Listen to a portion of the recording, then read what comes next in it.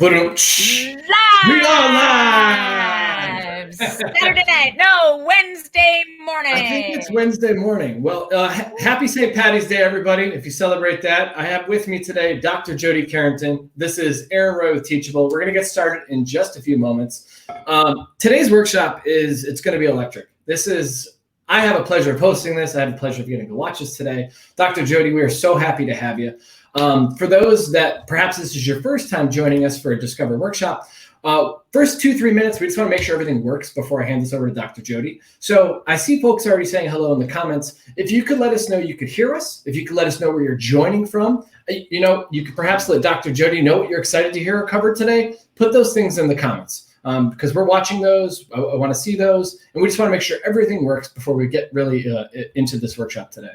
So I'm seeing some good mornings. Can someone let me know with an affirmation in the comments that you can actually hear us? I do see good morning. Mike check. Tell us where you are. Oh, look at Beryl is here. Teresa's here. Hello, cool. Kelsey. I see, and I'm seeing a strong Canada presence. Dr. Jody Carrington, thank you for bringing the crowd with you today. This is very cool. So, like I said, we're going to get started in just a few moments. A few technical housekeeping things. There will be time for some Q&A at the end of this today. But if you have a question, if you disagree with Dr. Jody, she wants to know. This comments is something that she can see. It's also something that I'm monitoring and can bring to her attention. So if you have a question, if there's something you want to bring up, put it in the comments. I'll try to watch it as best I can. At the end, we're also going to have some time for Q&A. Also, if you're joining us late today, or perhaps you're doing something else at the same time, or you get pulled away, don't worry, there is a replay available. We're going to send out a replay to this workshop to everyone who registered for it on the Teachable side. We'll also make sure it's live on the Discover YouTube channel. And we're going to give Dr. Jody the link as well. So if you want to watch it after, don't worry. We promise a replay available. Without further ado, Dr. Jody, you are a best-selling author on Amazon. You're a child psychologist, but more than anything, I think you are an incredibly wonderful and poetic speaker who speaks truth, and that's why people enjoy hearing you. For those who might not know you, can you give a little bit of background, and let's get into this workshop. And I'm going to pop backstage. Like I said, you say my name, I'll reappear. Aaron, I wish I had more of that power in my life where I would just say your name and you would appear. You know what I mean? You got to talk to my husband about that. Because his name is Aaron too. Can you imagine how? Oh yeah, okay, go ahead then. That's a lot of power. Too much Aaron. The floor is yours. Thank you. Good morning. Holy mother. Okay, everybody. Somebody said this to me the other day. Why do you shout? So here's the thing. When you have got a lot of really important things to say, there's no time to be quiet about it. And it's St. Patrick's Day here where I'm sitting. So welcome, welcome, welcome. I'm so glad you're here. Today, we're going to talk about being braver. So yes, Aaron said he's accurate. I am a child psychologist by training. I'm not a huge fan of kids, but I am a big fan of the people who hold them. And today we're going to talk a little bit about, I want to sort of cover all the bases today with respect to this global pandemic. I don't know if you've heard about her. We are actually hitting a 1-year anniversary. We like to call that Pandy Annie around here. And we also have been rumbling so significantly with great, honest, overdue conversations about systemic oppression, which has left us in this place where we are exhausted. And I don't know if that's you, but I think we're going to talk a little bit about that today. So here's the deal for me is I grew up in a small town in Alberta, Canada. And when you met Aaron this morning, he's in New York. And so we talked about the big differences about where we're sitting this morning. You might hear a tractor drive by, but I'll let you know if anything gets a little crazy here. I'm also right across the street from a bar, so it's high quality entertainment free webinar here today. But what I want you really to leave with today is this idea of how do we survive the next days, weeks, and months after we've been through something really, really difficult. Because I got to be honest with you, and here's how I'm going to start in a really sort of kick you in the uterus, if you own one of them, perspective. It's only going to get harder. And I think what I mean by that is we desperately tried to hang on through 2020. We desperately tried to just hope for it to be over so we could step into 2021, which was supposed to offer this like beautiful sense of like, what, nirvana, like we survived the dumpster fire of 2020. But I promise you, I've not heard from anybody who has said, I feel better now. I feel better now. I hear so much all the time about I'm exhausted. And so primarily what happened for me is I was a civilian member of our Royal Canadian Mounted Police, which is our country's national police force. Aaron was very excited to hear about that this morning. And I then spent 10 years at the Alberta Children's Hospital, which is a sort of center of excellence, particularly for kids who are struggling with psychiatric illness. And then I left there after we had 3 kids. I managed to land a husband. He's the lucky one, let's be honest. And we ended up having 3 beautiful kids, all under 2. And remember, I said I'm not a huge fan of kids. So my husband says to me, he's a farmer actually. And so he said to me, I know what'll help you. Let's move you closer to my mother. Which is why we ended up in this farming community, this beautiful farming community in the middle of central Alberta. And my only goal, my only thought was to have a clinical practice, which was always my dream in a rural town, and coach hockey. And I started doing those things and I loved it. And then I started to consult on really tricky kids because those are my favorites. The hitters, the kickers, the biters, the ones that tell you to F off. Like those, let's go. I love those ones because there's a story in there that once it is told, they will rise. And I fashion myself as a bit of a storyteller these days because I think it is in our stories that allow us to acknowledge and rise from each other. So when we came to this town, I started to consult with tough kids in school divisions, and they would say, this is the worst kid we've ever seen. We're worried about this guy. And then I would give them sort of my conceptualization, my understanding about how trauma has impacted this kid, his story has impacted this kid, whatever the deal is. And they would say, hey, can you speak to our teachers about this? And I said, yeah, absolutely. Hey, can you speak to our superintendents about this? Absolutely. So over the last 5 years, I spoke around this country on stages prior to the pandy to different organizations and primarily educators and first responders and farmers and funeral directors, anybody who listened basically, because what transcends race and religion and socioeconomic status and industry is the power of being acknowledged, of being seen. And in fact, I got to tell you this, in this province, in this country, we have a very rich history involving our Indigenous cultures, which we have done a really shitty job, a really poor job. Aaron, we didn't talk about my ability to swear or not on here, but it's going to happen. So buckle up. Anyway, so what happens is that we, for a very long time, have not acknowledged the history that is rich on the lands that we now live on. And there's been a tradition of doing land acknowledgements.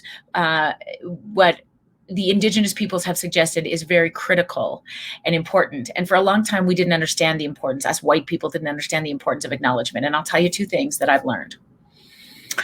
An acknowledgement is not an apology. And an acknowledgement isn't a one-shot deal. And so when I open most every talk I give, I say I want to acknowledge that I am this morning coming to you from Treaty 7 land, which is the unceded territory of the Blackfoot Confederacy, the Kainai, the Piikani, the Siksika, and the Tsuut'ina First Nation, the Stoney Nakoda First Nation, and the Métis Nation Region 3. I acknowledge that there are so many footsteps that came here before me, and I am so aware of my ongoing role in reconciliation. What's critical about the acknowledgement of where you stand, who you work with, who you are going to battle with, who you're doing hard things with in your communities, is that when you are acknowledged, you will rise. When you are acknowledged, you will rise. Let me give an example. If somebody ever said to you, if you have a child, for example, and somebody says to you, somebody sees you and they say, oh my gosh, Kelly, how are you? So good to see you. Oh, listen, I wanted to tell you, I saw your son yesterday. He's amazing. He is what a good kid. He's so funny. And I'm so glad that my boy is friends with him because he's such a kind soul. I don't know, Mama, what you're doing right, but I just wanted to tell you, I think he's amazing. What happens to you when somebody acknowledges your child, your partner, your work, for example? Yeah. Typically, if it's your kid, what happens is you want to confirm that they got the kid because you never want to like frolic in the bliss and be like, oh shit, we got the wrong kid. But once you figure out that it's actually yours and they're actually saying the nice things, you're like, stop. I love your earrings. And we typically then, I mean, I often say this, but we typically want to make out with them. I mean, which is usually not appropriate. But it's this idea that when we are acknowledged, we rise. It's like sunshine, okay? And as human beings, I will tell you this, I am guided by a quote. So if you follow me, if you've been on our coffee chats every morning, if any of those things sort of happen to you, or if you've been a part of this community, what I'll tell you is I keep this quote over my shoulder because I have to look at it every single day because it's not an end game, this whole acknowledgement, staying in the game thing. It's by a dead guy named Ram Dass. And he said this, we are all just here walking each other home. We are all just here walking each other home.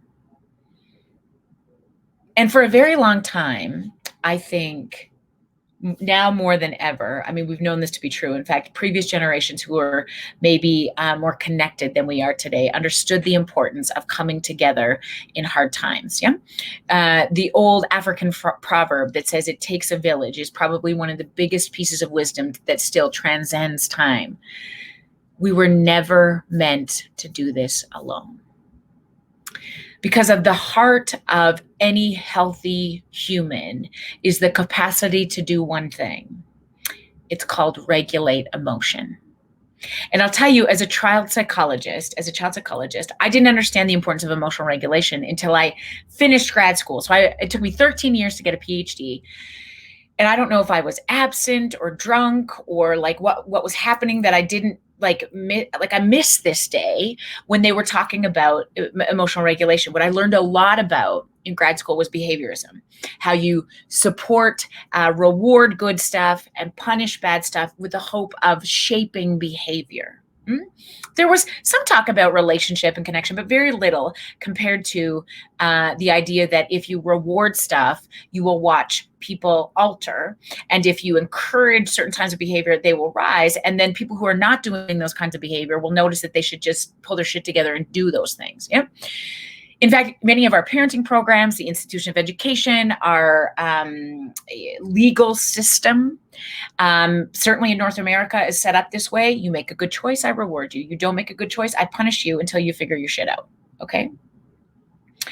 Now, here's the problem about that is that you can't take away enough stuff from somebody to make them be kind. It's impossible. You can threaten them so that they will fall in line. You can use fear to suggest you need to make a good choice, which will work in the moment. But the question is, what does it leave you with? And we haven't really answered that question for a long time. And the more bigger we become as a society, in fact, the more disconnected we have become, despite multiple advances in technology, the more physically disconnected we've become, we haven't answered that question. What happens in the absence of relationship and connection when we are running institutions, organizations by fear? Now, let me tell you this. Emotional regulation means how not to lose your friggin' mind. Okay. It is probably the single most important thing I talk about when I talk to bankers or, CEOs or educational assistants or funeral directors, hockey coaches, police officers. It is the heart of everything that we do. Emotional regulation, which basically means how not to lose your friggin' mind. Okay. How not to lose your friggin' mind when you have that skill. If you have that skill, you will do well socially, you will do the best of your cognitive ability. You will rise in school. You will be able to contribute to society. If you do not have the skill of emotional regulation, if you lose your ever-loving Jesus mind on the regular, you will struggle in every capacity, okay? Here's the trick. When you bring a baby home from the hospital, they have no skill in emotional regulation. They have 3 basic things primitively wired into our limbic system called fight, flight, and freeze. But the only way you learn emotional regulation, how to stay calm, how to soothe in times of distress, is when somebody walks you home. If I were to put a crying infant into your arms, you would immediately co-regulate, soothe. Okay. The more I co-regulate, soothe in the presence of a tiny human, the more they start to develop that skill, integrate that skill in their brain, and they could use that skill of self-regulation when big people aren't there. That's the job of big people. The job of little people is to lose your ever-loving mind. The job of big people is to walk them home.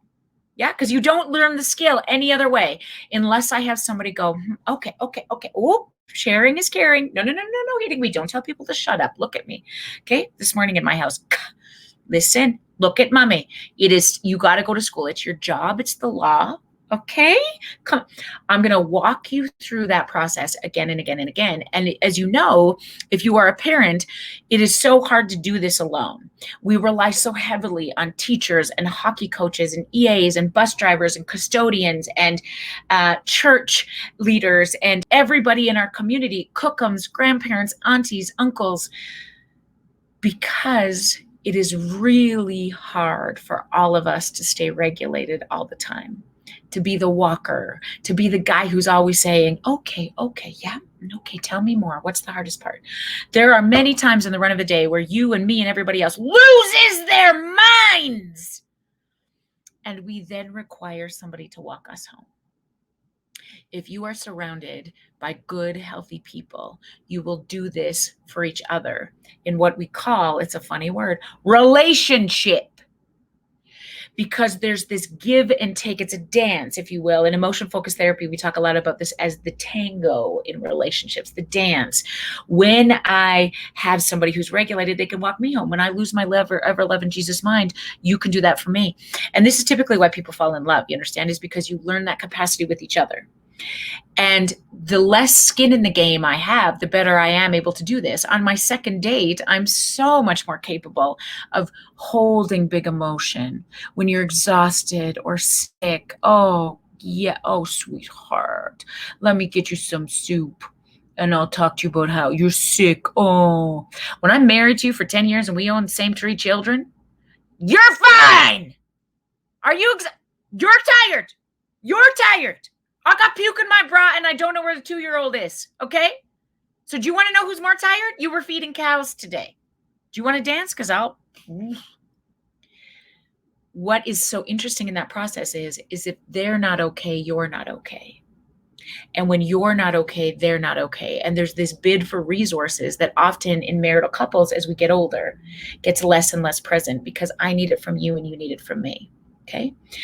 So let's put that in the context now of a global pandemic after we've just had continue to have long overdue conversations about systemic oppression, okay? The fundamental ingredients for emotional dysregulation, if I see the most dysregulated kid on the planet, okay, the hitters, the kickers, the biters, the ones who I'm like under a desk with, they flipped a table, told everybody to fuck off. Those babies have these 3 things on board: uncertainty, fear, and no end in sight. Those are the ingredients for the most dysregulated, losing your mindedness. Okay, it's an official term.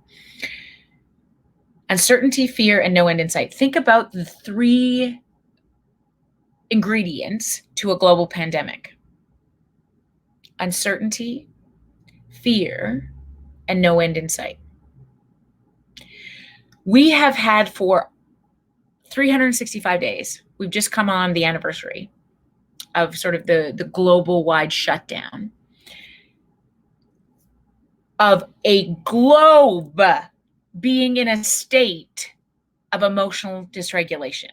Now, I want to take you back to a kid who's emotionally dysregulated, a 2-year-old who's missed their naps, emotionally dysregulated. How do they show up in the world? Chippy and irritable and life-sucking Caillou-ishness.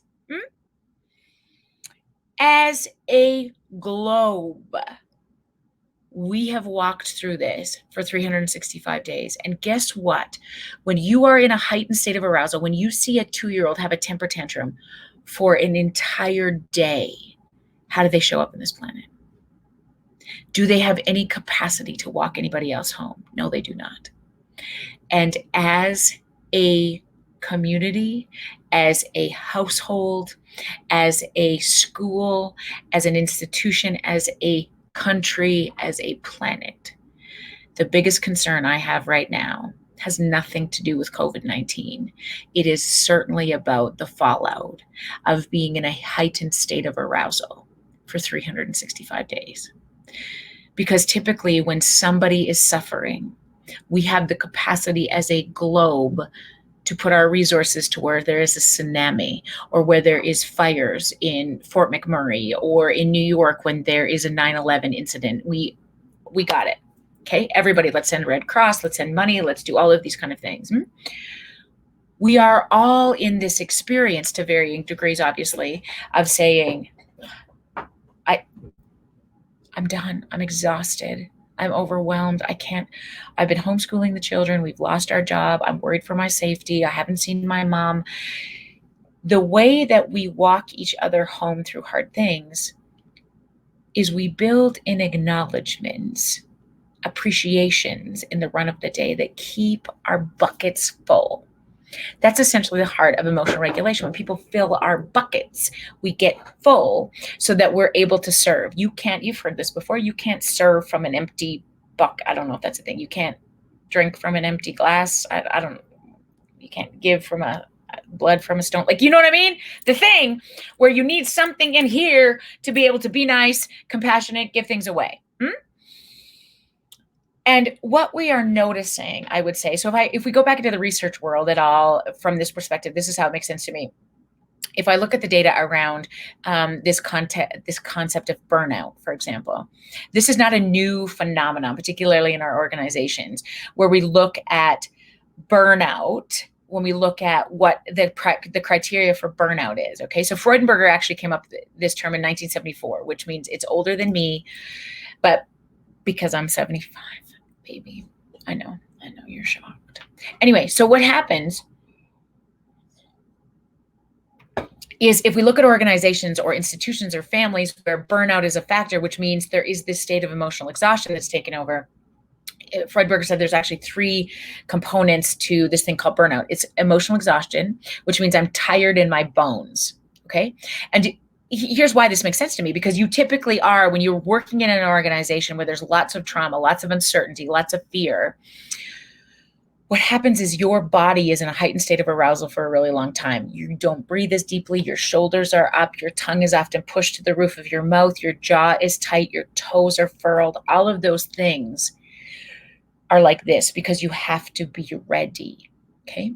And what happens in organizations where this is really a thing, like policing, education, nursing, I'm ready.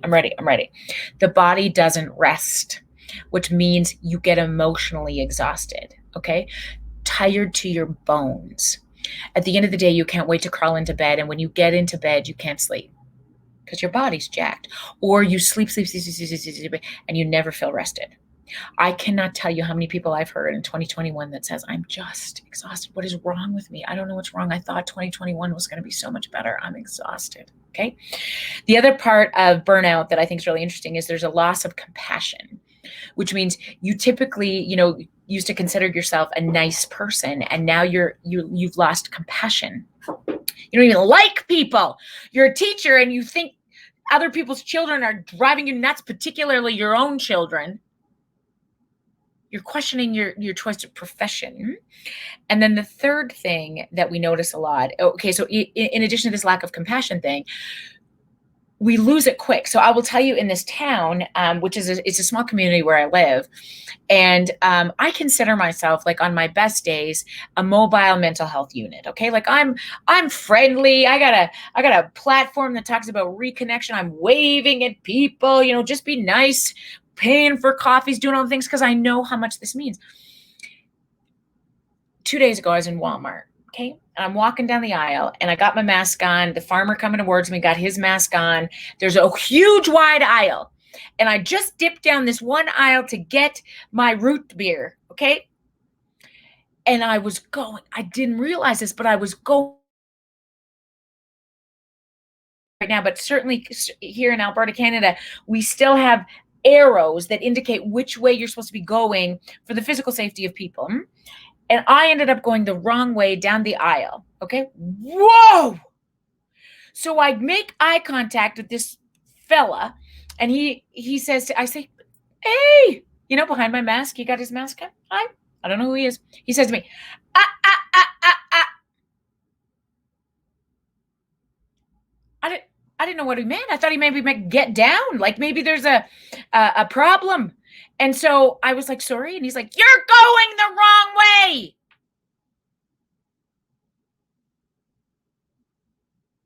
Yeah, compassionate.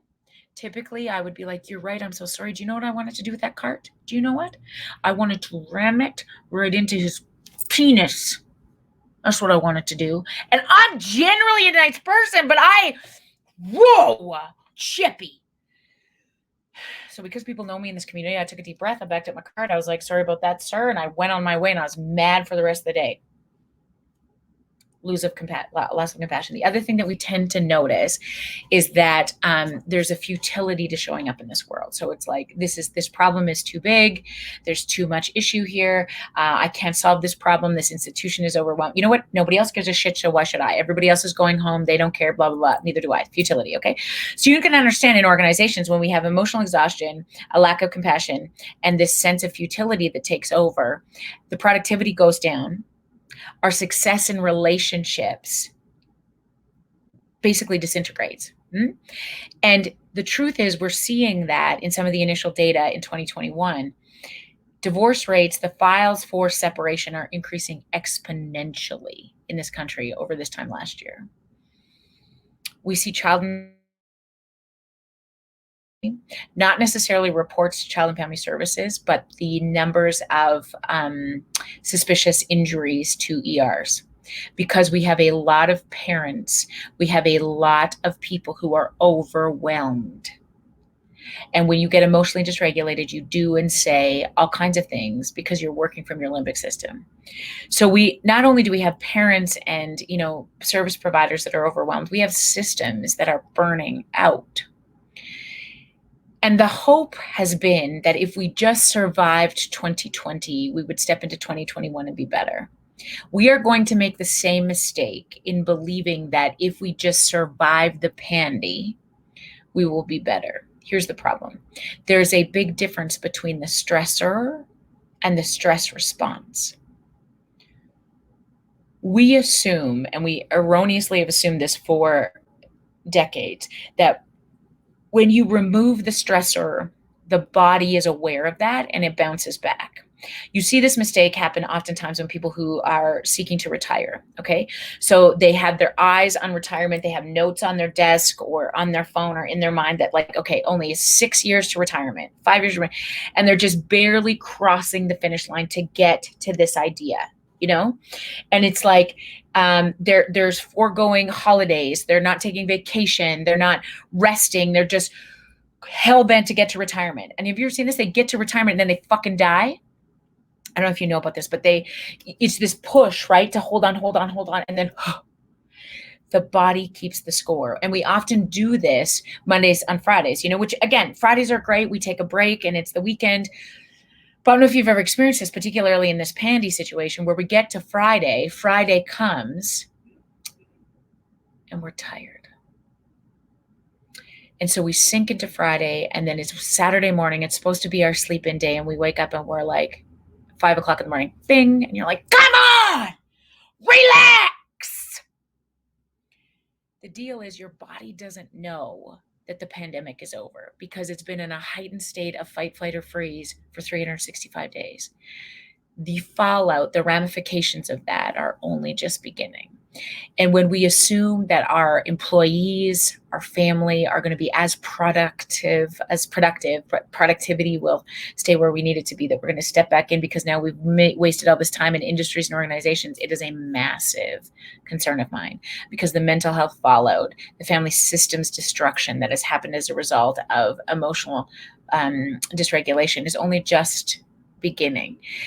And here's what I think really matters. Sherilyn, I love that you said that the body keeps a score. It's actually the title of a book by a guy named Bessel van der Kolk. It's a beautiful read on trauma if you're ever interested. And here's the deal. So the question with all of that doom and gloom is, are we screwed?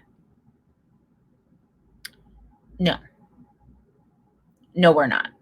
In fact, I want to now spend the next 15 minutes sort of talking a little bit about why now it is so critically important. In fact, maybe the most timely part in the history that you and I will be alive for, to step into each other, to understand why the human connection is, first of all, going to be the bravest thing you do. But second of all, and equally as important, the most important thing you will do. First of all, in your own family, and then second of all, in your organization or the place that you work. Because the definition you see of burnout is those three things.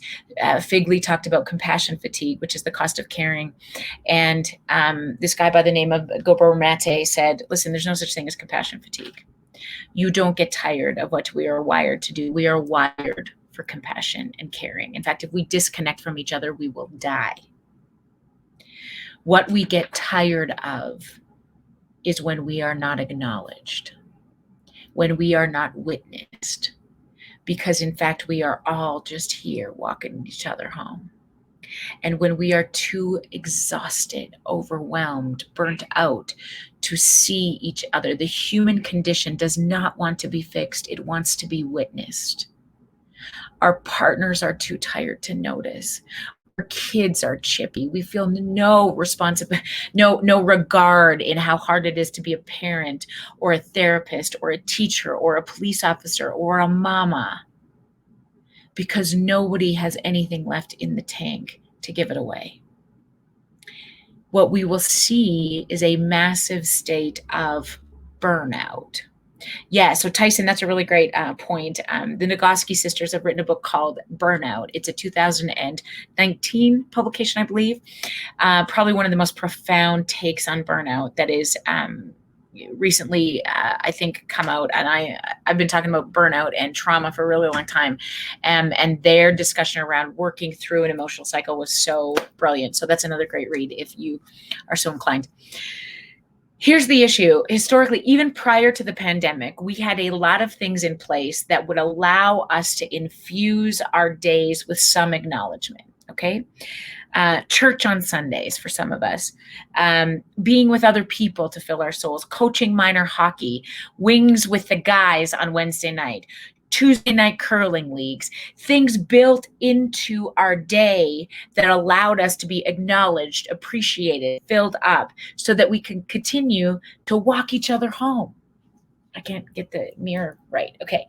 Yep. We were in healthier positions a year ago because those things were in place. Now, for the sake of safety in our communities, we have had to say, we need to suspend those. We need to suspend those. You need to stop taking your babies to school. You need to actually spend more time with them and teach them stuff, which is, you probably don't have that skill if you're not an educator.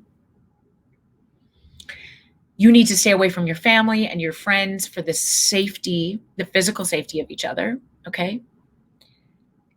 Which was necessary. That's not what I'm arguing. The deal is, now what? When we have spent 365 days without that, should we be chippy? Yeah. Is this a time to teach and expect significant productivity? No, it is not. Here's your most important superpower right now on this planet. Number one, here's the 3 things I want you to tuck in your back pocket. The importance of acknowledging. Acknowledging each other is what matters right now. Do not underestimate your ability to give a compliment, to look your partner in the eye, to grab your children's hands, regardless of age, and say, tell me more. Listen, let me give you an example of acknowledgement. Okay, so acknowledgement is one thing. The other thing I really want you to think about, secondly, and I'm going to tie these 2 together, is the importance of reconnection. Okay, it is the platform that I'm building this whole company on, Reconnection, because connection isn't as important to me as reconnection. Connection's easy. Connection is this idea of I'm going to stay alive. I'm going to date somebody. I'm going to wave at my neighbors. I'm going to do those things. Do you know what's really hard? Reconnection. Repairing relationships, staying in connection with people who you want to throat punch, staying in connection with people who say, you're going the wrong way and you really want to slam their penis with your cart. How do we repair, move on? That takes skill, that takes empathy, that takes emotional regulation. Reconnection is the heart of the healthiest relationships on this planet, and it is nothing you are born with. Somebody has to show you how to do it. Right now, our ability to reconnect. I want you to write that word. If you work in an office or you drive in your car, write it on a sticky and put it on your computer or somewhere where you can see it every day, because this will be your key to staying healthy as we navigate through the next days, weeks, and months. Reconnection to 3 things. Reconnection to your people. Even if you have spent a lot of time with this particular people, I want you to think about 4 or 5 or 6 people who matter to you, who would be most devastated if you left this planet tomorrow. And I want you to send one of them a message today, either an email, a text message, ideally a voice message that says something very simple like this. I don't know if I tell you this enough, but you matter to me. Okay? Reconnect to your people. 4, 5, 6 people, you just pick one. You don't have to get crazy. I want you to choose, if you are still married in the middle of this pandy, good for you, first of all. That's the person who needs to get the message today. If that's uncomfortable, I want you to choose an easier one, like your best friend. You can also choose if you've had a falling out with your children or your parents. Choose them, send them that message, and watch what happens. Here's what's going to happen. Somebody is going to be shocked. They might not even reply because they're going to think you're drunk. Or they might get back and say, like, are you okay? Did somebody get your phone? What's wrong with you? Because the people we love the most are suspicious when we're kind. Shocker. That's the first sign of disconnect, yeah? If the people you love the most are no longer on this planet, if one of the people you love the most is no longer on this planet, here's the thing I need you to do. Go for a walk or a drive today by yourself and talk to them. I promise you they will answer. It is in the art of reconnecting, of slowing down, that we acknowledge ourselves so that we can continue to serve. We are just here walking each other home, and we were never meant to do this alone. We are so much braver together. Reconnection, number 1. To yourself, to your people, superpower. Number 2, I want you to reconnect to your breath. Now, that sounds really Eastern philosophical yoga meditation bullshit-ish, unless that's your thing and it's not bullshit. You understand the power of it. Here's why it's so critically important. When I'm in a heightened state of arousal, guess how I breathe? Shallow. My body is doing this, and I forget to relax in the run of a day. Right now, I want you, wherever you are, if you're driving, you're listening to this later, deep breath.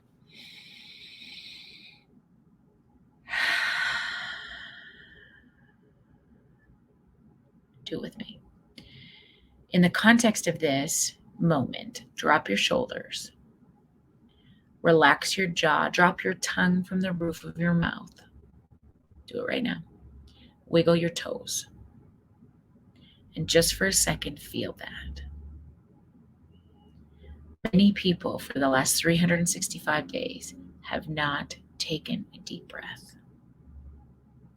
I also want you to acknowledge in this body state just what you've survived in this last year. This has not been easy for so many of us. We've missed births and deaths. Funerals haven't been done the way that we needed them to be. We've missed weddings. We've missed so many hugs.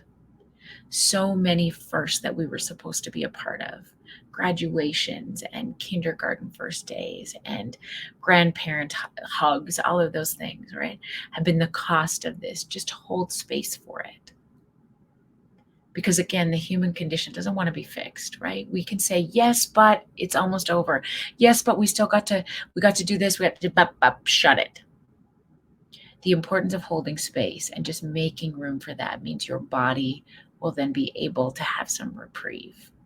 That's the part we've been missing the most in this pandy, because there hasn't been a time to do it. So we need to make that time. Reconnecting to that then allows us to say, okay, next step. But we usually miss this. We either Mary Poppins the fuck out of things and try to go like, we're good, it's fine, you're good. At least we get the vaccine.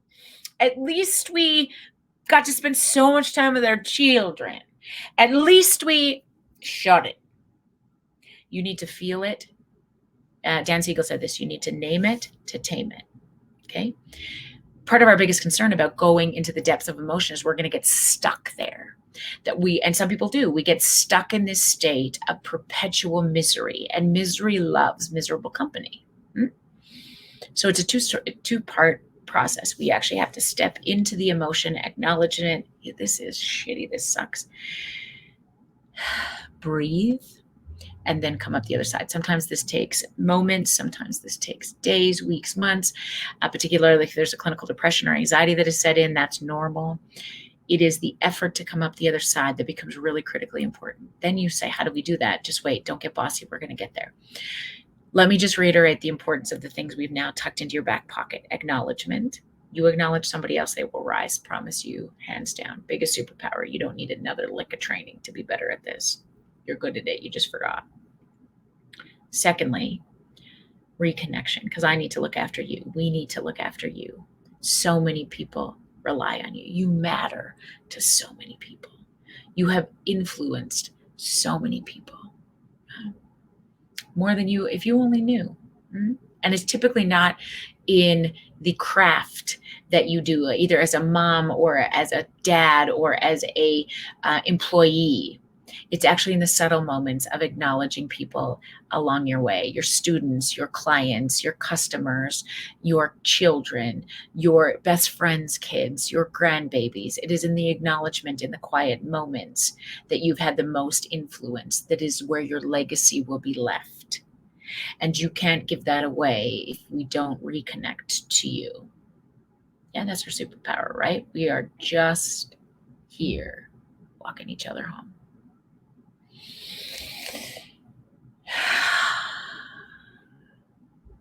Acknowledgement and reconnection, those two things. The last thing I want to leave you with today is the importance of joy. Joy is like the fuel to reconnection. It is the most vulnerable emotion on the planet. Brene Brown has brought that out so clearly in her research. Joy is the most vulnerable emotion on the planet. It's not grief or fear, it's joy. When you are in a busting out belly laugh, that is the most vulnerable state you are in, okay? And people really misunderstand the difference between joy and happiness. People often are on a quest to get happy, okay? In my clinical practice, people often say this to me, I'm just not happy. I just wish I was happy. Shut up. Nobody's happy. Do you know anybody who is in this perpetual state of happiness? No. They're high. Some people are happy, but nobody's blissfully happy about everything. None of us. No, nobody in your life gets up in the morning and goes like, son of a bitch, you're beautiful. Oh my God, this 40 extra pounds on that Ukrainian chassis is just what I hoped for at 45. You know what? I'm so happy with my husband. I made such a good choice and partner. Nobody does that all the time. Nobody also looks at themselves and says, like, you know what? You are such a good parent. You have never messed up anything in this world. I'm happy. There is a big difference between joy and happiness. Can you have moments of happiness? Yes, as I hope you will. But we often compare ourselves to the pictures, the images that we see on TV or social media that everybody else looks so much happier than us. They're fucking lying. Huh? Do you ever post the bullshit discussions you have with your family in the morning? No. If you saw the disaster that what happened to drop off in front of Olds Elementary yesterday, you would not buy the book called Kids These Days. You would not. You would think. I have this course on Teachable called Kids These Days that I go through, which we'll put the link up for you later. You can go on to it. This is why I love this platform, is it allowed us to have this conversation about kids these days. If you watched me with my kids yesterday, you wouldn't buy the course. You'd be like, I'm not learning from you, because we are all here walking each other home. And when we're regulated, we know what to do. When we don't, we struggle. Okay? What we need is somebody to walk us home through the hard stuff. That's it. First, last, and always. Okay? And you will play two roles in your life, the walkie and the walker, sometimes in the same sentence. Yeah, you're at a funeral. Mama's got her arm wrapped around you while you're rocking your baby. Walkie, walker. That's all we're meant to do on this planet, okay? We will never be this perpetual bliss of happiness, dumb. What I want you to think more about is stringing together moments of joy in the run of a day, even in your most brutal chapters. One of my friends named Jess Jansen wrote a book called Bring the Joy. And in it, she said, I found joy even on the day that I buried my son. She lost her second child. He was only 179 days old, and they buried Lewiston as a result of a genetic condition. And she said, there's a big difference between being happy and being joy and finding joy. And I had to search for joy every single day. So how do I search for joy? I'll tell you this. What's really critical to me is I need to think about how many times in the day I belly laugh, right? If there's no laughter in our staff room, on our team, I know this culture that we're perpetuating is suffering. I think about the last time I danced in the kitchen. I think about, moments of belly laughing joy. If I cannot find somebody in this space, in my family, in my team, to bring me some joy, I got to take the reins. And so I have backup. You see, I have people on the interweb who make me laugh every day. I have my list of favorite comedians that I connect with, that I think about, that I talk to.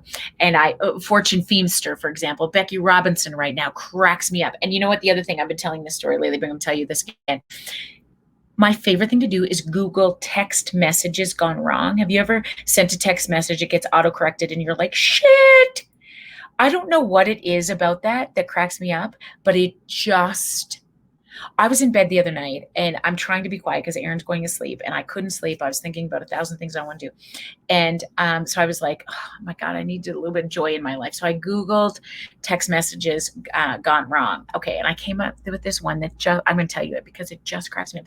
Okay. So there's this kid, he's texting mom and dad. Okay. So he's this like, I don't know, in my head, he's this like 20-year-old at college, and he's texting mom and dad just to check in. He's nobody. He hasn't done any of this yet. And he just said, hey, mom and dad, how you doing? And mom texts back, she's this tech savvy, and she says, oh, honey, dad and I are doing so great. We're so relaxed tonight. We're just practicing that masturbation. And her son texts back, WTF, ? Mom, ! And mom texts back, oh my God, autocorrect, I didn't mean that. Dad and I, we were just practicing menstruating. And he's like, not any less awkward, Mom. And so then she says, oh my God, your father just got me this new phone. I don't know how to do it.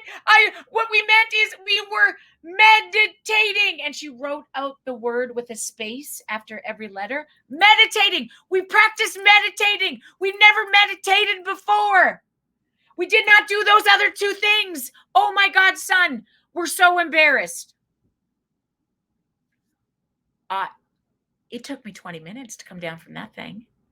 Can you imagine some kid going, "What the fuck is mom and dad are talking about masturbating? What?" I have never.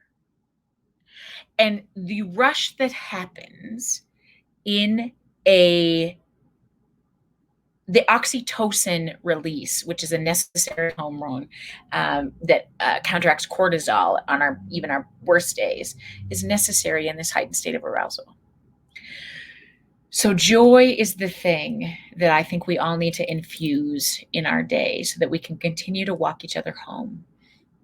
As we step back into our families, our communities in this heightened state of arousal, we are indeed braver together, stepping in with our whole heart when you can't predict the outcome. That's the definition of brave.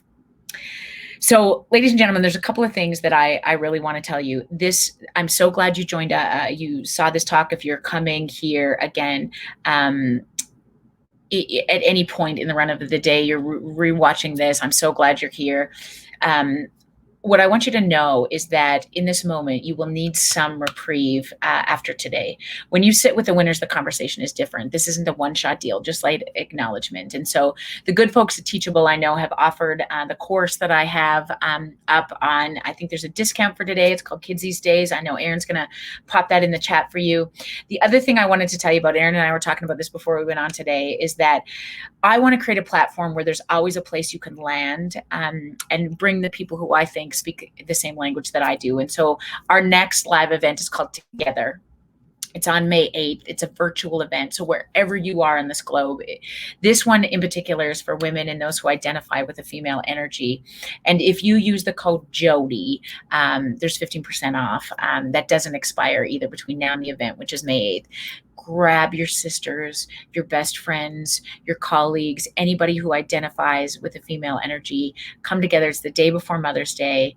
Fortune Feimster, that my favorite comedian. I don't know how I fucking landed her, but she's going to come that day and have a live chat with me. She's the funniest person on the planet. A few of my friends, Jillian Harris, Rachel Milky, Clary Chambers, people who have survived invisible illness, cancer.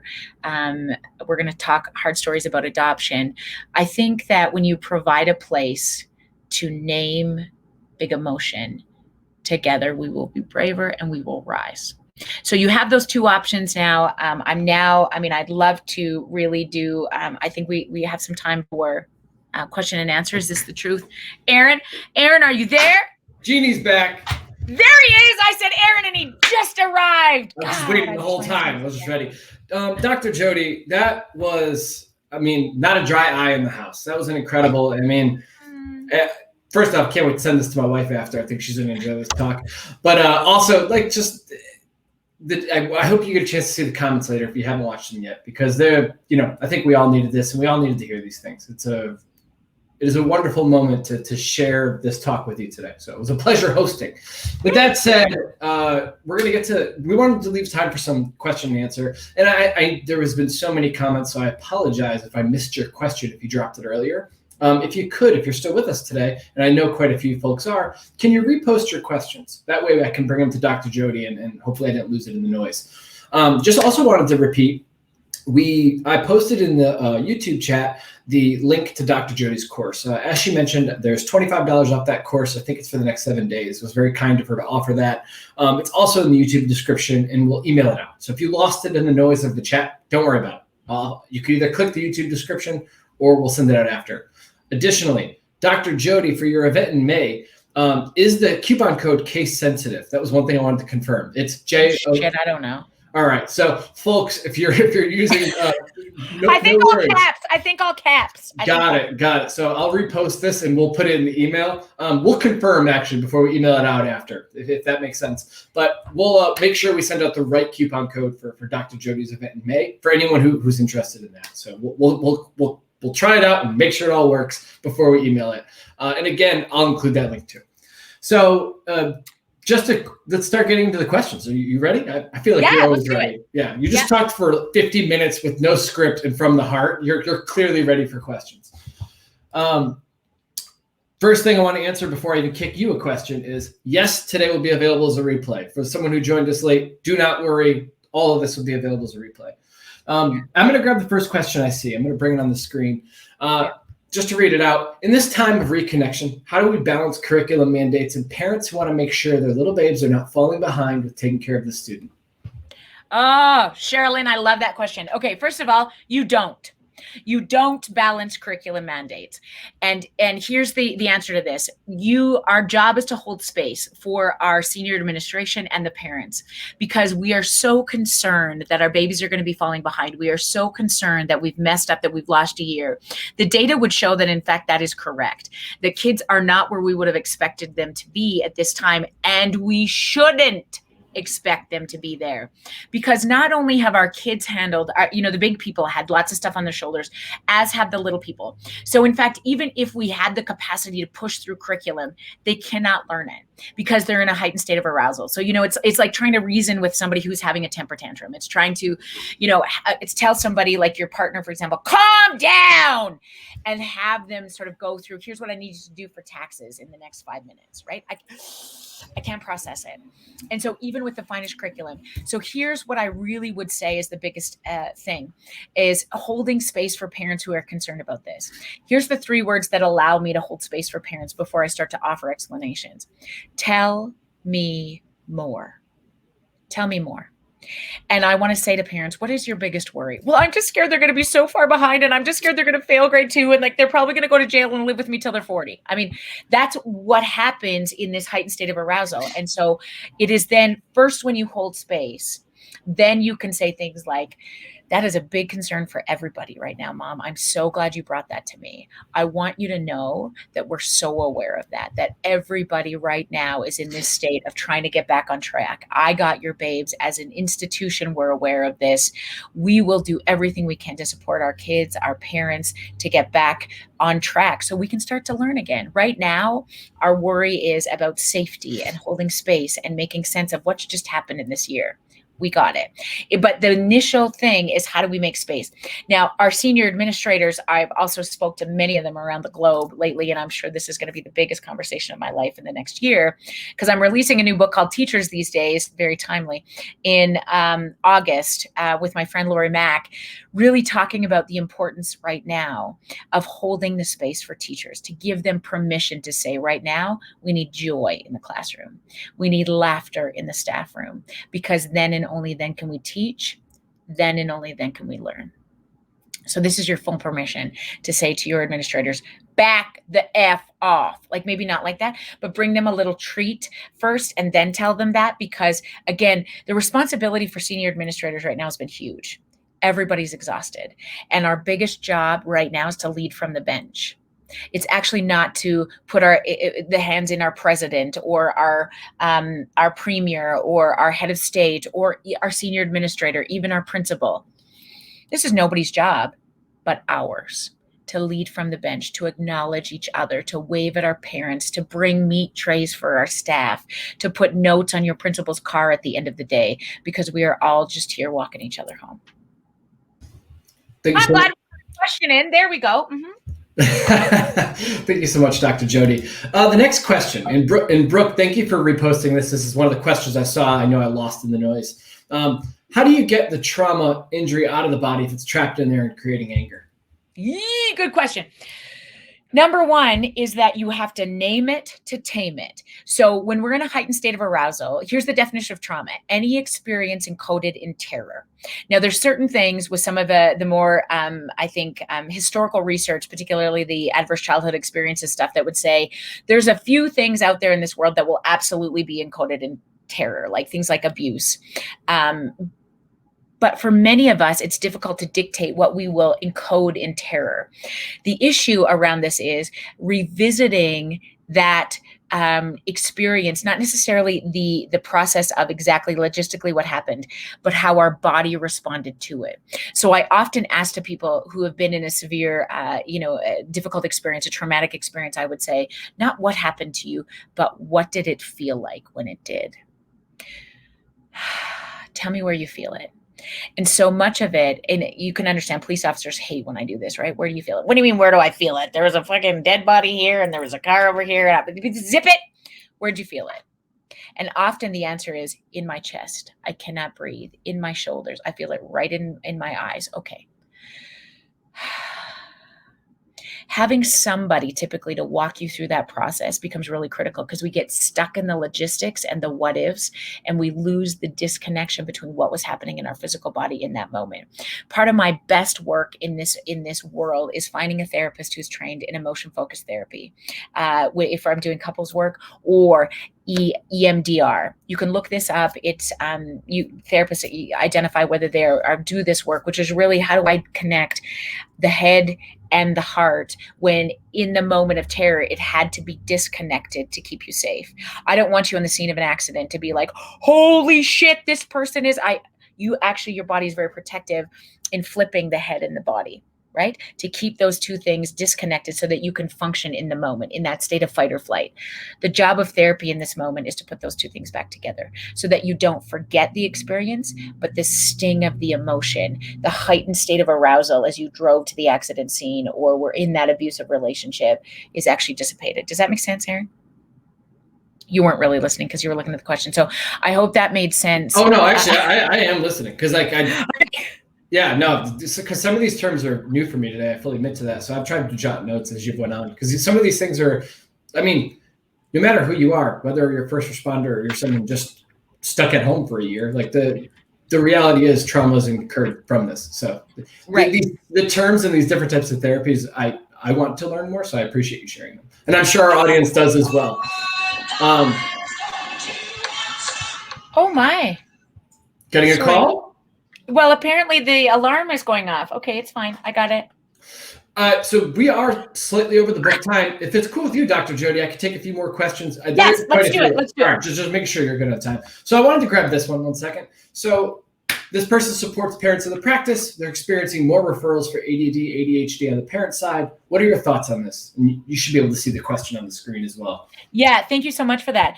I think that what is so critically important in this is you will see an increase in worries for emotional dysregulation. And as we know, like ADHD is a legitimate diagnosis. It's a legitimate neurological condition.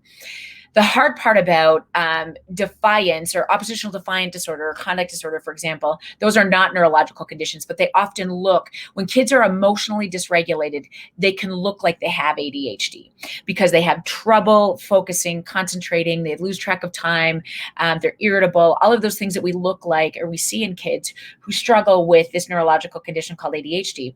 We should now experience in the next year a lot of kids who look emotionally dysregulated, who look like they struggle with emotional regulation. So I want us to be really careful in this context of assessing, really doing thorough assessments around ADHD to ensure that we're getting it right, because we often make a mistake and we try to treat emotional regulation with a stimulant medication. And what happens is it doesn't work. Right? So then what happens is we make the mistake of putting more kids on higher doses of stimulants. Doesn't work, shocker, because they don't have ADHD. So then we start to numb them with things like antipsychotic medication, like risperidone and clonazepam, which the sense is it's short and it holds the prefrontal cortex on, but we're not treating ADHD. We're treating emotional dysregulation. The only way you treat emotional regulation is you walk kids home through the tough stuff. And when they're experiencing more and more and more dysregulation because mom is dysregulated, parents are dysregulated, teachers are edgy and irritable, hockey coaches are irritable, because as a globe we're experiencing this, I would expect to see that in kids as well. Thank you so much, Dr. Jody. Totally different topic, but I don't think you covered it. The event you're hosting right next to Mother's Day, can you just speak a bit about the hours, times? Like when is it? Is it? Yes, the link is all there, Julie. I would love to have you at the table. It is a virtual event that is also recorded. So with every level of ticket, you have the opportunity to rewatch the event after. But it is, I think, 10 o'clock Mountain to 5 o'clock Mountain. And with that code, Jody, you get 15% off any of the level of tickets. And so the VIP gives you access to, I think, like 2 months or something to the event and all the speakers. And then there's a VIP where my mom and my sister and I will actually sit down and tell our story about adoption, because my full biological sister was adopted at birth. And I didn't know that she existed until I was 38. Dr. Jody, as always, just dropping a mic before the next question. Let me grab this next one. Sorry, I'm going through these things here. Next question for you is, how do you help your 6-year-old who's suffering from anxiety due to the pandemic when you can't even get a hold of your own? Oh, Mama. First of all, Nicole, I'm so glad you asked that question. And I think your babe is the least of my worries. What matters the most to me, Mama, is you. And your babe is a barometer of the experiences that are around them. I want you to lean on your village if you have one. If you don't, what's really critically important is you cut yourself some slack. We only have to get it right 30% of the time. We only need to be regulated 30% of the time to be able to walk our babies home. There's data on it, which means we can lose our freaking mind 70% of the time, typically. And so much of this is you're doing a beautiful job. When that monkey gets dysregulated to the best of your ability, when you can walk that kid home 30% of the time, you're crushing this in the world. What matters the most, I think, for our own work around anxiety is really the 3 things I talked about today around reconnection, right? Reconnect to your people, either in your heart or in your, Facebook, text, all those things. Reconnect to your breath as frequently as you can during the day. I set an alarm on my phone at the hour mark on every hour to remind me to breathe, because if not, I will forget. And it's an alarm that goes off. Nobody else knows why. You might have heard it just then, which reminds me to do this. Because if I can get my physiological state regulated, then I am a phenomenal mom. When I'm dysregulated, I'm a shit show. So how do we do our best to get our physiological states back on track, and remember that we're doing the best we can with what we got, and it's enough. 1 second here. Thank you so much, Dr. Jody. Well, before we go, I did want to, for everyone who's with us, and quite a few folks are still with us, thank you everyone who's really joined us live and watched throughout this past hour. Before we leave today, can we let Dr. Jody know in the chat, that we appreciate her, that we value her making time for us today? Like, let's take a step towards reconnection with this person who contributed every time today, to use your words. But let's let her know in the chat we appreciate her, because this is a free workshop. I appreciate you joining us today, and I appreciate you sharing this knowledge. So let's let her know in the chat. And as she does that, Dr. Jody, obviously I think a lot of these folks are going to be at the Together event, but just in general, any last words you would share today? Not parting words of wisdom per se, but just any last thoughts you want to express with this audience who's been with us for the past hour? This is the one question I want you to hold in your heart today. Why are the people in your world so lucky to have you? When we practice gratitude, we often say thank you for the things that we've been given. Yeah, thank you for my house or my car or this beautiful day. But I really want you to sink into why your people are so lucky to have you. And I promise you, you bring so much to so many. If you only knew, sink into that today, and it will allow you to rise. And that's all we need.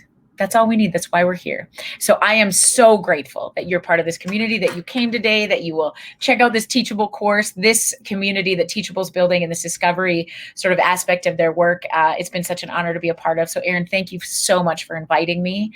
I hope this isn't the last time we get to hang out, because this was such a fun day. Definitely not. I'll see you again. Don't worry. Yes. So thank you, everybody. Thank you. Thank you, everyone. With that, we're going to sign off. If you're watching this at the end, don't worry. I promise there's going to be a replay, because I've seen that comment come a few times. We appreciate you all and hope you all have a wonderful day. Bye, everyone.